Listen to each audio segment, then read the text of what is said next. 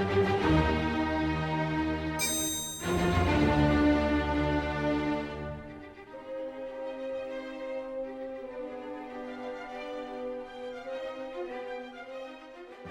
everybody, and welcome back to Tales of Woe. I am your humble storyteller, Tim, and today we continue the tale of the beginning. In the previous episode, Selena got her groove changed, and in this session it was time for Wallflower to make one of her greatest plays ever. Because as the campaign had been going on, she'd managed to collect herself a second Golthias staff.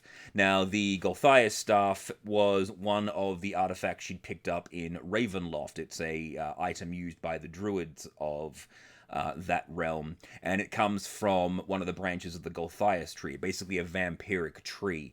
And she'd worked with it enough, and using significant rolls, she'd managed to find an antidote to the ooze that made her go psychotic.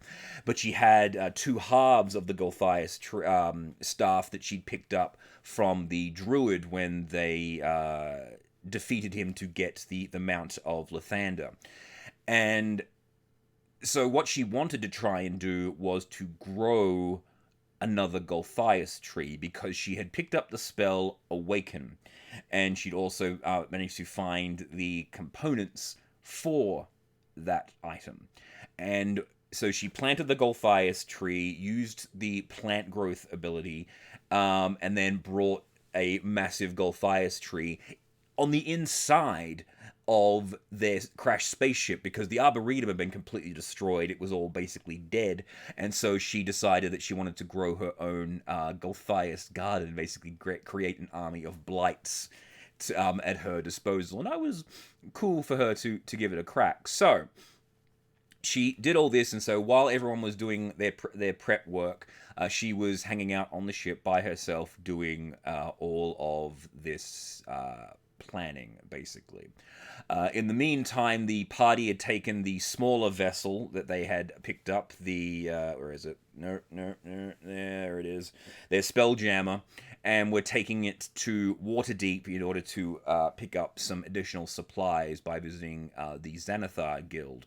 That all went relatively well, because Selena, with her new death-raising powers, managed to bring back Silgar from the dead, and so Xanathar was immensely grateful for their assistance and let them have anything they wanted out of the treasury. So it was just a chance for them to get even more stuff in preparation for the final battle.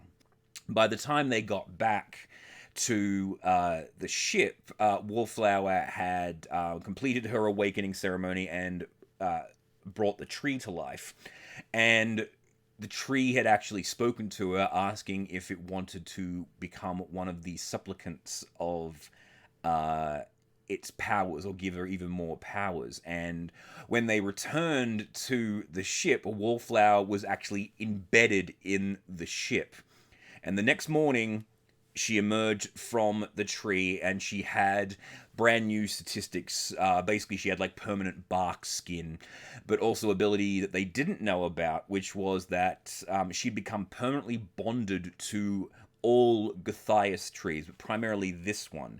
And provided this tree was still alive, if she died, her soul would return to the tree, and she would be reborn out of the tree. And this was just a way of giving her like a bit of a save point, but also to create a potential villain in the next campaign.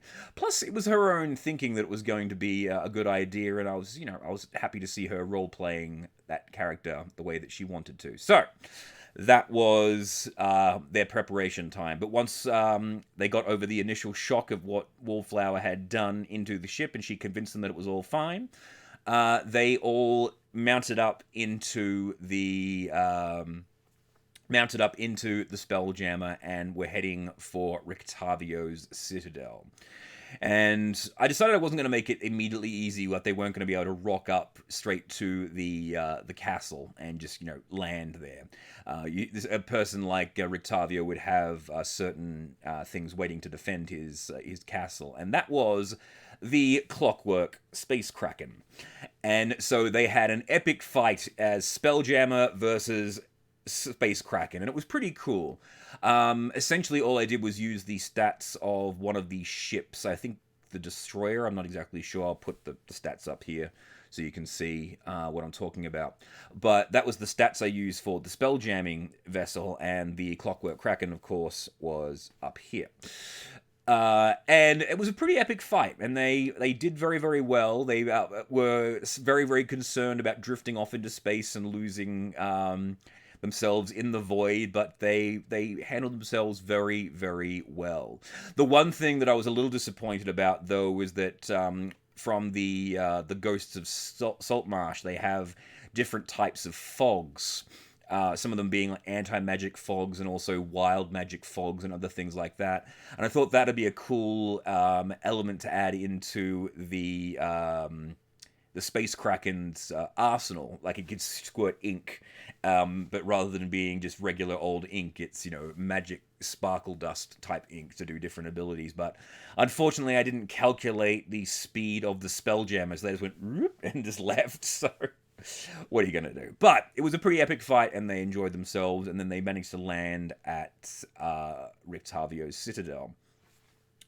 Where they landed, the landing zone is basically a cave entrance, which is filled with stalagmites and stalactites, with a door at the far end and a well, not so much a well, sorry, a pool, a little pool surrounded by spikes in the middle of the room.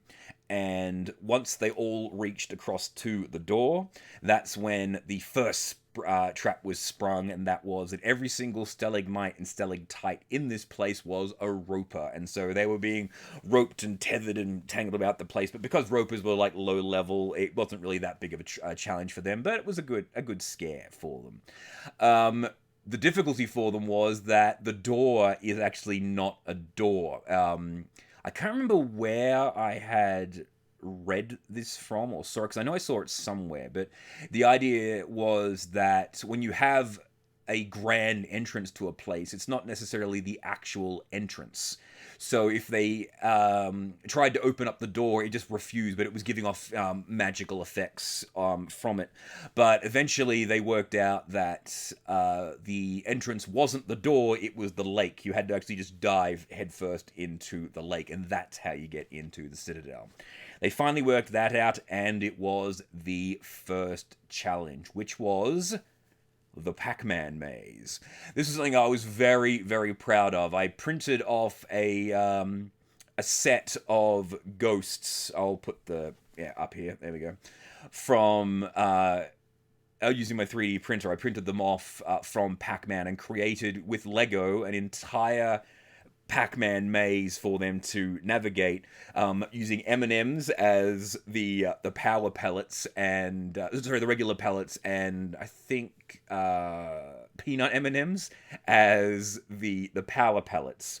They get a little screen that pops up in front of them saying, collect all the pellets before the ghosts get you.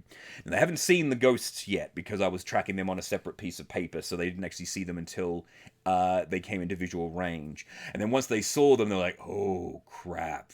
Because the rules I was using for the ghosts were the stone juggernaut from the Tomb of Annihilation. So these things are very, very dangerous. They just go straight ahead and just run over everything in their path and just completely obliterate anything that they touch. But the trick was, of course, like in Pac-Man, the ghosts are incorporeal to themselves, so they can move past each other, but if the players try to move past, they immediately get attacked.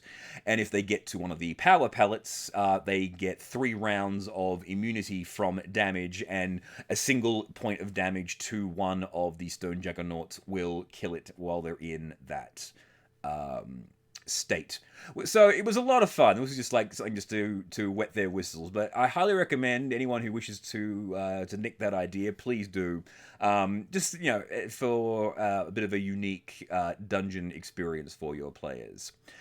The next challenge was the I'd been recently replaying the Legend of Zelda: Ocarina of Time, and one of the aspects of the water temple that I really enjoyed was the mirror room.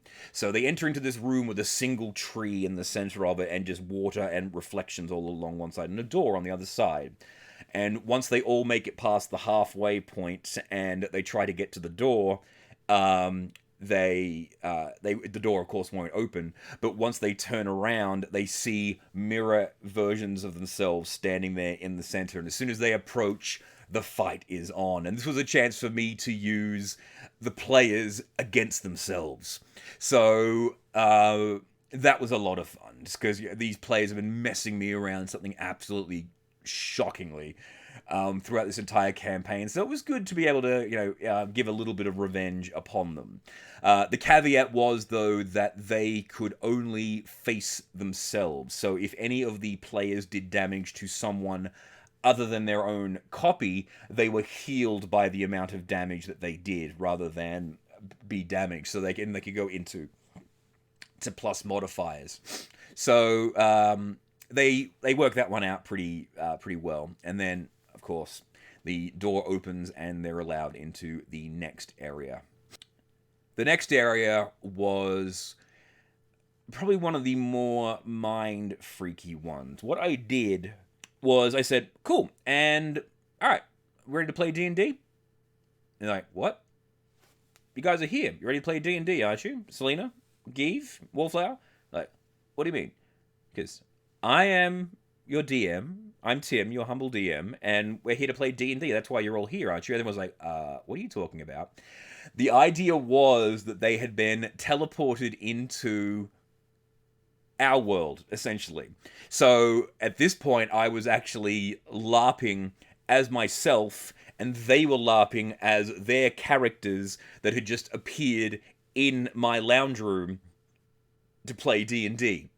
And it took them a while to cotton on, but it was really difficult to not break character. And then the trigger for when this point of reality would end would be that if they tried to leave the room. Because I had 3D printed an entire copy of our lounge room where we played D&D, and made every single one of the bits of furniture in this room a mimic, including myself.